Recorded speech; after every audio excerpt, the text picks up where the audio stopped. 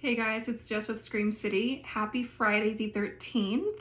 It is Jason Voorhees' birthday today. I have a little guest right here with me. She is my co-host for the day. More like, yeah, I guess she's one of my co-hosts because I'm not going to be necessarily alone in this video. That sounded very ominous. But as you can obviously tell, Monica is not currently with me. She will be in the next video, like in 3 minutes after I'm done with my spiel. Anyway, today we are going to be covering The Final Girls. It's not Jason Voorhees or Friday the 13th, but it's adjacent in a way, if you know what I mean. If you've watched it, you know.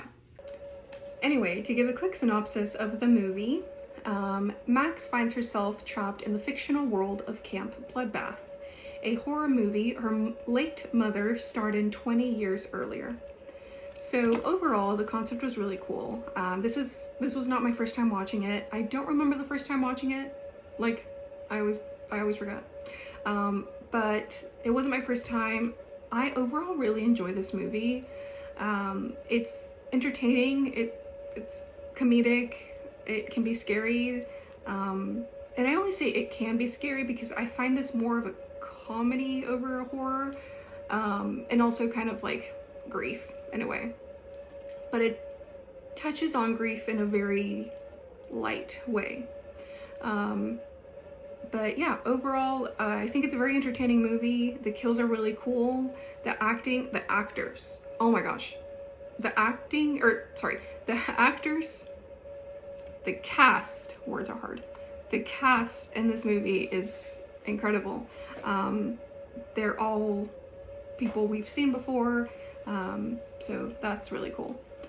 Getting into the kills, kind of, I have two favorite kills.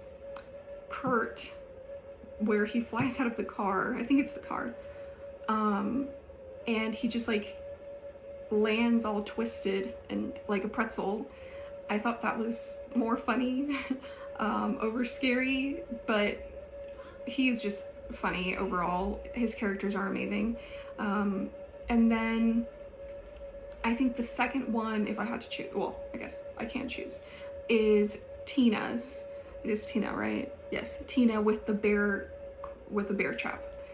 I love me a good bear trap kill. But that was one of the more, in my opinion, like gruesome, I guess you could say, kills. So that was good. Now, satisfactory and scary scale. Scary scale, I'm gonna give it, I think, a 4 out of 10. I wasn't shaking in my boots, but like I mentioned, the kills were pretty good. There were the occasional jump scares here and there. And then satisfactory. Did I say scary? I think I said scary. Satisfactory. I think I'm gonna give it an 8. Again, I don't hate this movie. Every time I watch it, I have a really fun time. It's entertaining. I don't know how much more I can say that. It's a pretty entertaining movie. If you haven't watched it, I would recommend it.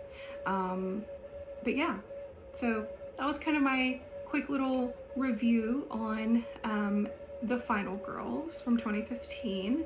Now, please stay tuned, or please continue to watch this video, because Monica is up next with her review on this movie, and then she will also be announcing next week's movie that we will cover. So stay tuned for that. Hello, horror freaks. It's Monica with Scream City. So yes, Jess and I were supposed to cover The Final Girls, but we didn't get around to recording an actual video, but we thought we would still give you our review. So Final Girls from 2015, I believe. Honestly, so good. I watched it for the first time not that long ago. Loved it. I thought it was such a good time.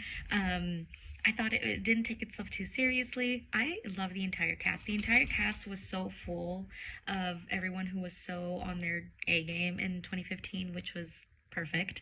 And I just honestly had so much fun watching it. Every kill and the goriness in it and the comedy in it. It's just pristine. I loved it as a horror comedy. It was great.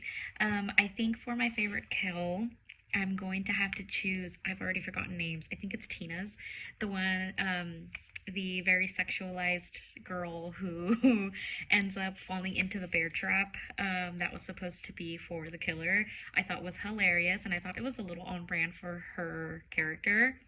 Chef's kiss. It was so funny. I died. And I think for my scary scale, honestly, I'm giving it like a 2. It honestly is not scary at all, but it is pretty gory. So I'll give it that, but it's not scary at all. It's honestly so fun. It's more funny than anything.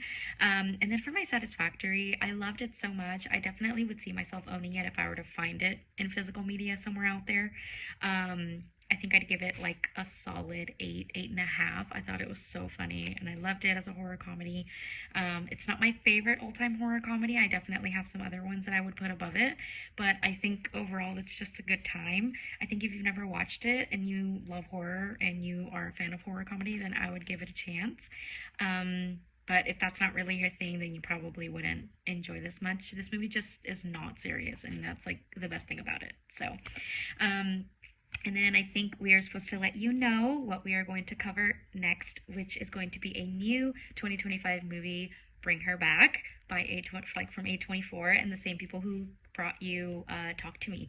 And if you guys remember the episode of Talk to Me, of how much I talked that movie up and how much I loved it, I am genuinely so excited to watch it and to cover it.